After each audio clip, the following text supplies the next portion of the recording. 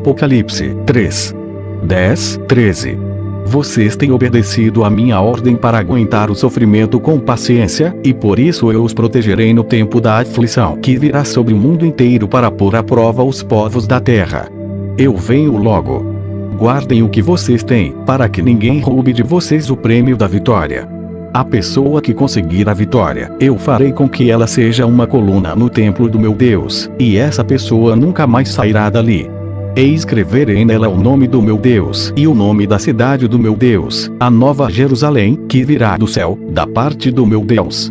E também escreverei nela o meu novo nome.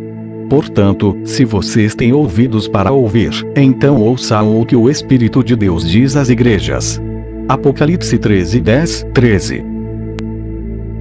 1 Tessalonicenses 1, 2, 10. Nas nossas orações sempre damos graças a Deus por todos vocês e nunca deixamos de pedir em favor de vocês. Pois lembramos, na presença do nosso Deus e Pai, como vocês puseram em prática a sua fé, como o amor de vocês os fez trabalhar tanto e como é firme a esperança que vocês têm no nosso Senhor Jesus Cristo. Irmãos, sabemos que Deus os ama e os escolheu para serem dele. Pois temos anunciado o Evangelho a vocês não somente com palavras, mas também com poder, com o Espírito Santo e com a certeza de que esta mensagem é a verdade. Vocês sabem de que maneira nos comportamos no meio de vocês, para o próprio bem de vocês. E vocês seguiram o nosso exemplo e o exemplo do Senhor Jesus. Embora tenham sofrido muito, vocês receberam a mensagem com aquela alegria que vem do Espírito Santo. Desse modo vocês se tornaram um exemplo para todos os cristãos das províncias da Macedônia e da Caia. Pois a mensagem a respeito do Senhor partiu de vocês e se espalhou pela Macedônia e pela Acaia, e as notícias sobre a fé que vocês têm em Deus chegaram a todos os lugares. Portanto, sobre isso não é preciso falarmos mais nada. Todas as pessoas desses lugares falam da nossa visita a vocês e contam como vocês nos receberam bem e como vocês deixaram os ídolos para seguir e servir ao Deus vivo e verdadeiro.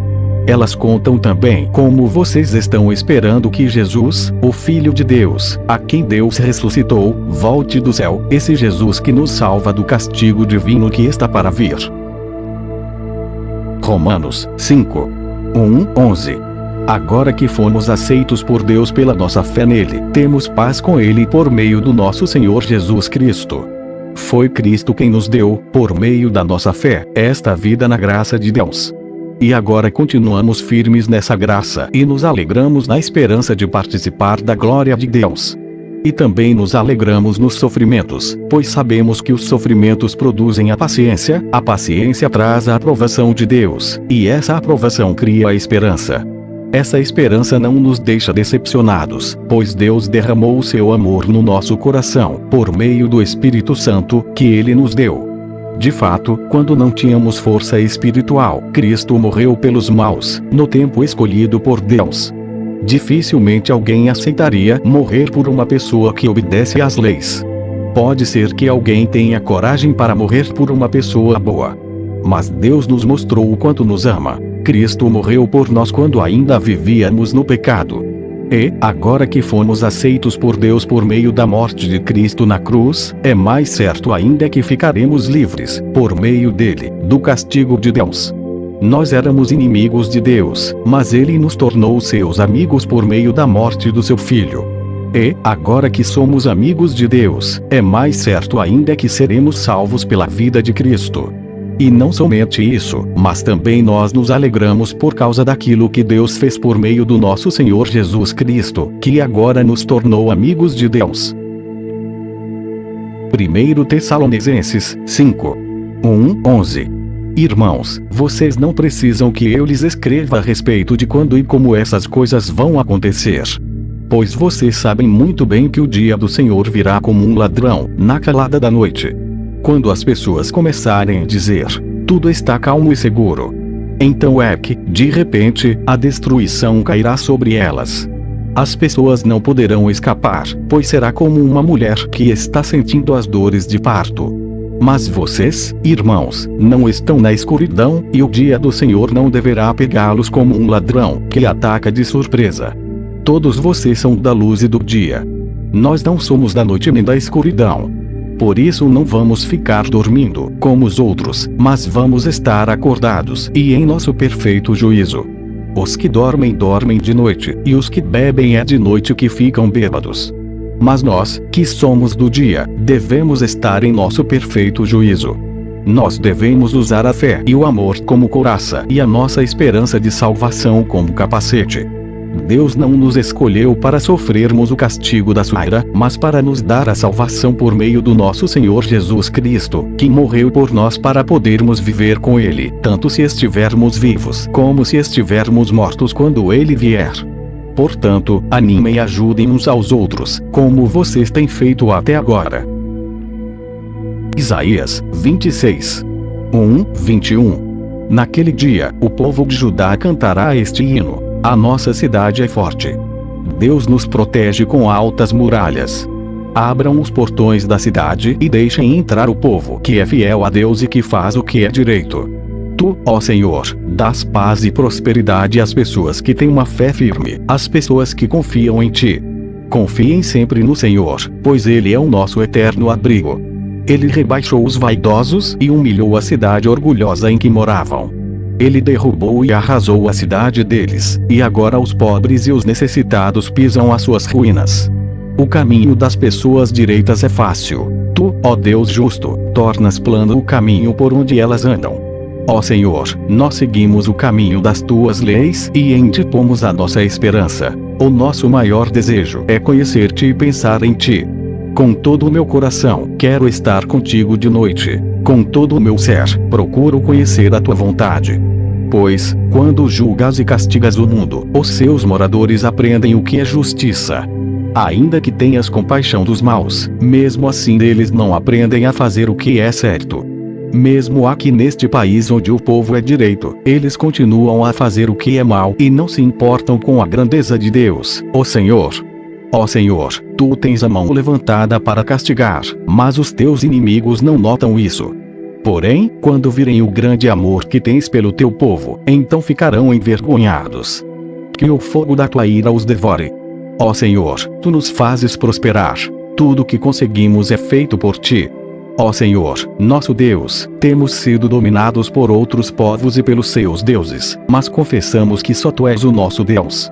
Aqueles povos estão mortos, não voltarão a viver. São somente sombras, não ressuscitarão. Pois tu os castigaste e destruíste, e ninguém lembra mais deles. Tu, ó Senhor, fizeste a nossa nação ficar maior. Aumentaste o território do nosso país, e isso trouxe glória para o teu nome. Castigaste o teu povo, ó Senhor. Na nossa aflição, oramos a ti. Como uma mulher que está dando à luz se torce e grita de dor, assim estávamos nós por causa de ti, ó Senhor. Nós sofremos dores de parto e nos torcemos, mas não demos nada à luz. Não conseguimos nenhuma vitória para o nosso país, nem fizemos aumentar o número de pessoas na terra. Os mortos do nosso povo voltarão a viver. Os seus corpos ressuscitarão. Os que estão no mundo dos mortos acordarão e cantarão de alegria. Como o orvalho que tu envias dá vida à terra, assim de dentro da terra os mortos sairão vivos. Meu povo, vão para as suas casas e tranquem as portas. Escondam-se por algum tempo até que passe a ira de Deus. Porque o Senhor Deus virá da sua morada, no céu, a fim de castigar os moradores da terra por causa dos seus pecados. Pois a terra não esconderá mais os que foram mortos, mas deixará que apareçam todos os crimes de sangue. Salmos 27. 1-14. O Senhor Deus é a minha luz e a minha salvação. De quem terei medo? O Senhor me livra de todo perigo. Não ficarei com medo de ninguém. Quando os maus, os meus inimigos, me atacam e procuram me matar, são eles que tropeçavam e caem. Ainda que um exército inteiro me cerque, não terei medo. Ainda que os meus inimigos me ataquem, continuarei confiando em Deus. A Deus, o Senhor, pedi uma coisa, e o que eu quero é só isto: que Ele me deixe viver na sua casa todos os dias da minha vida, para sentir, maravilhado, a sua bondade e pedir a sua orientação. Em tempos difíceis, Ele me esconderá no seu abrigo. Ele me guardará no seu templo e me colocará em segurança no alto de uma rocha. Assim vencerei os inimigos que me cercam. Com gritos de alegria, oferecerei sacrifícios no seu templo. Eu cantarei e louvarei a Deus, ó Senhor. Ó Senhor, ouve-me quando eu te chamar. Tem compaixão de mim e responde-me. Tu disseste: venha me adorar. Eu respondo: eu irei te adorar, ó Senhor Deus. Não te escondas de mim. Não fiques irado comigo. Não rejeites este teu servo. Ó Deus, meu libertador, tu tens sido a minha ajuda. Não me deixes, não me abandones. Ainda que o meu pai e a minha mãe me abandonem, o Senhor cuidará de mim. Ó Senhor Deus, ensina-me a fazer a tua vontade e guia-me por um caminho seguro, pois os meus inimigos são muitos. Não me entregues nas mãos desses inimigos, que dizem mentiras contra mim e me ameaçam com violência. Estou certo de que verei, ainda nesta vida, o Senhor Deus mostrar a sua bondade. Confie no Senhor. Tenha fé e coragem. Confie em Deus, o Senhor. Mateus 24, 36, 51. Jesus continuou, dizendo: mas ninguém sabe nem o dia nem a hora em que tudo isso vai acontecer, nem os anjos do céu, nem o Filho, mas somente o Pai. A vinda do Filho do Homem será como aquilo que aconteceu no tempo de Noé. Pois, antes do dilúvio, o povo comia e bebia, e os homens e as mulheres casavam, até o dia em que Noé entrou na barca. Porém não sabiam o que estava acontecendo, até que veio o dilúvio e levou todos. Assim também será a vinda do Filho do Homem. Naquele dia 2 homens estarão trabalhando na fazenda. Um será levado, e o outro, deixado. 2 mulheres estarão no moinho moendo trigo. Uma será levada, e a outra, deixada. Fiquem vigiando, pois vocês não sabem em que dia vai chegar o seu Senhor. Lembrem disto. Se o dono da casa soubesse quando ia chegar o ladrão, ficaria vigiando e não deixaria que a sua casa fosse arrombada. Por isso vocês também fiquem vigiando, pois o Filho do Homem chegará na hora em que vocês não estiverem esperando. Jesus disse ainda: sabemos que é um empregado fiel e inteligente que o patrão encarrega de tomar conta dos outros empregados, para dar a eles os mantimentos no tempo certo. Feliz aquele empregado que estiver fazendo isso quando o patrão chegar. Eu afirmo a vocês que isto é verdade. O patrão vai colocá-lo como encarregado de toda a sua propriedade. Mas, se o empregado for mau, pensará assim: o meu patrão está demorando muito para voltar. Então começará a bater nos seus companheiros, e a comer, e a beber com os bêbados. E o patrão voltará no dia em que o empregado menos espera e na hora que ele não sabe. Aí o patrão mandará cortar o empregado em pedaços e o condenará a ir para o lugar onde os hipócritas vão. Ali ele vai chorar e ranger os dentes de desespero. Lucas 21, 34, 36. E Jesus terminou, dizendo: fiquem alertas. Não deixem que as festas, ou as bebedeiras, ou os problemas desta vida façam vocês ficarem tão ocupados, que aquele dia pegue vocês de surpresa, como se fosse uma armadilha. Pois ele cairá sobre todos no mundo inteiro. Portanto, fiquem vigiando e orem sempre, a fim de poderem escapar de tudo o que vai acontecer e poderem estar de pé na presença do Filho do Homem, quando ele vier. Amém.